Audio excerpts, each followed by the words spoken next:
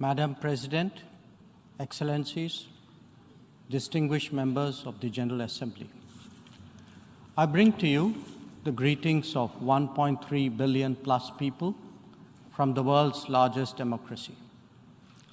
They join me in congratulating the President of the General Assembly, Ambassador Csaba Kőrösi, on his election to chair the 77th session of the UN General Assembly. They follow closely developments at the United Nations, reflecting the increasingly globalized nature of our existence. We meet at a challenging time for the world order. This session's theme, a watershed moment, transformative solutions to interlocking challenges, seeks to capture its seriousness. Excellencies, the year 2022 is an important milestone in India's journey towards growth, development, and prosperity. India is celebrating 75 years of its independence, what we call Azadi Ka Amrit Mahotsav. The story of that period has been one of toil, of determination, innovation, and enterprise of millions of ordinary Indians. They are rejuvenating a society pillaged by centuries of foreign attacks and colonialism.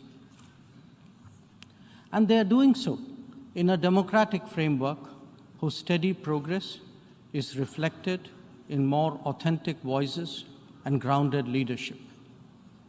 This new India, under the visionary and dynamic leadership of Prime Minister Narendra Modi, is a confident and resurgent society.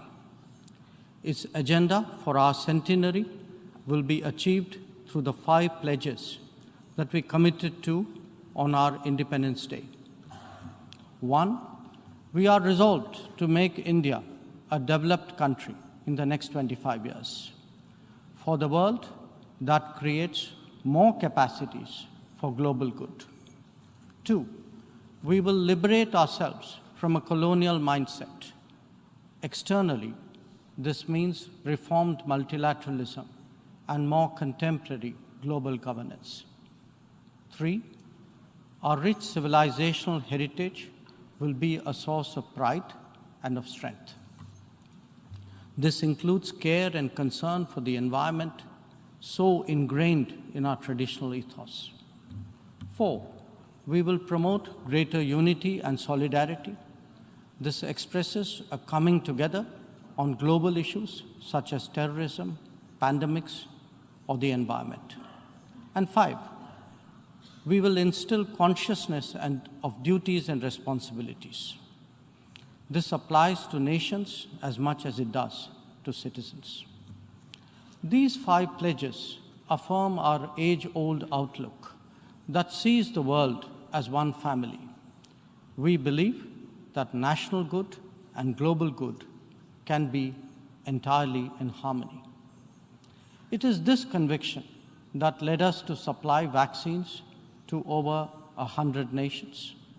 Similarly, our evacuation operations in HADR situations always had room for other nationals in distress. Even as we meet our own development targets, India offers partnerships to our brothers and sisters in Asia, in Africa, and Latin America. And we do so based on their needs and their priorities. Today, the focus is on green growth, better connectivity, digital delivery, and accessible health. Our solidarity is not just in words. You can see them in 700 projects across the world. Madam President, even while India contributes to global betterment, we recognize the sharp deterioration in the international landscape. The world is already struggling with challenges of post-pandemic economic recovery. The debt situation of the developing is precarious. To this is now added the rising costs and the shrinking availability of fuel, of food, and of fertilizers. These, along with trade disruptions and diversions, are among the many consequences of the Ukraine conflict. The Indo-Pacific, too, witnesses fresh concerns about its stability and its security, and climate events have added an overlay on these mounting anxieties. As we saw in the case of the COVID pandemic, the South will be the most impacted, even if the immediate causes are well beyond. It is imperative that global conversations recognize this deep unfairness. The inequity of vaccine distribution should not be replicated in other domains. Madam President, as the Ukraine conflict continues to rage, we are often asked, whose side are we on? And our answer each time is straight and honest. India is on the side of peace and will remain firmly there. We are on the side that respects the UN Charter and its founding principles. We are on the side that calls for dialogue and diplomacy as the only way out. We are on the side of those struggling to make ends meet, even as they stare at the escalating costs of food, of fuel, and fertilizers. It is therefore in our collective interest to work constructively, both within the United Nations and outside, in finding an early resolution to this conflict. Excellencies, while the global attention has been on Ukraine, India has also had to contend with other challenges, especially in its own neighborhood. Some of them may be aggravated by the COVID pandemic and ongoing conflicts, but they speak too of a deeper malaise. The accumulation of debt in fragile economies is of particular concern. We believe that in such times, the international community must rise above narrow national agendas. India, for its part, is taking exceptional measures in exceptional times.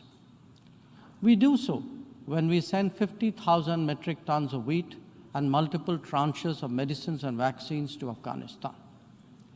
When we extend credits of $3.8 billion to Sri Lanka for fuel, essential commodities, and trade settlement.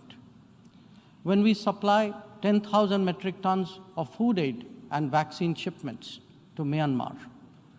When we fill the gap in humanitarian needs left unaddressed by political complexity. Whether it is disaster response or humanitarian assistance, India has stood strong, contributing particularly to those nearest to us. Excellencies, the world as we knew it is poised for transformational changes. It has been impacted in recent times by a succession of shocks, each of them significant by itself. The COVID pandemic called into question the over-centralized nature of globalization and has led all of us to seek greater resilience and reliability of supply chains. The repercussions of the ongoing Ukraine conflict have further heightened economic stresses, especially on food and energy. Climate events have added to disruption that the world is already facing.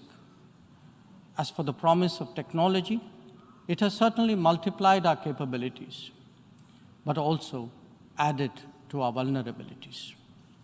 Trust and transparency are legitimate expectations of a more digitized world. The quest to create a better global order would necessarily have to address all these issues. Among them, some are clearly more existential in nature and necessitate intense coordination by the international community. Climate action and climate justice are particularly noteworthy in this respect. In their pursuit, India has worked with partners on the International Solar Alliance, the One Sun, One World, One Grid initiative, and the Coalition for Disaster Resilient Infrastructure. We stand ready to support any collective and equitable endeavor to protect our environment and to further global wellness. Lifestyle for environment, or LIFE, as declared by Prime Minister Narendra Modi in Glasgow on the sidelines of COP26, is our homage to Mother Nature. India remains deeply committed to fighting climate change under the UNFCCC and the Paris Agreement. We do so on the principle of common but differentiated responsibilities and respective capabilities in the light of different national circumstances. We have announced our updated nationally determined contributions after COP26. Excellencies, India's steadfast commitment to South-South cooperation is by now well established and well recognized. Our approach is based on principles of mutual respect and national ownership, with a commitment to sustainable development for all. As we begin the G20 presidency this December, we are sensitive to the challenges faced by developing countries. India will work with other G20 members to address serious issues of debt, of economic growth, food and energy security, and particularly of environment. The reform of governance of multilateral financial institutions will continue to be one of our core priorities. Madam President, India would be completing its tenure as a member of the Security Council this year. In our term, we have acted as a bridge on some serious but divisive issues confronting the Council. We have also focused on concerns such as maritime security, peacekeeping, and counterterrorism. Our contributions range from providing technology with a human touch to ensuring safety and security of UN peacekeepers. As the chair of the Counterterrorism Committee this year, India would be hosting its special meeting in Mumbai and New Delhi. I invite all member states to participate in it. We need to create a global architecture that responds to the new tech tools deployed against open, diverse, and pluralistic societies. Having borne the brunt of cross-border terrorism for decades, India firmly advocates a zero-tolerance approach. In our view, there is no justification for any act of terrorism regardless of motivation, and no rhetoric, however sanctimonious, can ever cover up bloodstains. The United Nations responds to terrorism by sanctioning its perpetrators. Those who politicize the UNSC 1267 sanctions regime, sometimes even to the extent of defending proclaimed terrorists, they do so at their own peril. Believe me, they advance neither their own interests nor indeed their reputation. India has always espoused a cooperative, inclusive, and consultative approach to international relations. We believe that multipolarity, rebalancing, fair globalization, and reformed multilateralism cannot be kept in abeyance. The call for reformed multilateralism, with reforms of the Security Council at its core, enjoys considerable support among UN members. It does so because of the widespread recognition that the current architecture is anachronistic and ineffective. It is also perceived as deeply unfair, denying entire continents and regions a voice in a forum that deliberates their future. India is prepared to take up greater responsibilities, but it seeks, at the same time, to ensure that the injustice faced by the Global South is decisively addressed. Our call is to allow serious negotiations on such a critical matter to proceed sincerely. They must not be blocked by procedural tactics. Naysayers cannot hold the IGN process hostage in perpetuity. In these turbulent times, it is essential that the world listens to more voices of reason and experiences more acts of goodwill. India is willing and able on both counts. We believe and advocate that this is not an era of war or of conflict. On the contrary, it is a time for development and for cooperation. Madam President, in the past, this august assembly has served as a meeting point of views and as a catalyst for action. It is vital that we continue to believe in the promise of diplomacy and the need for international cooperation. Therefore, Madam President, let us strive to return to the course of seeking peace, progress, and prosperity. I thank you.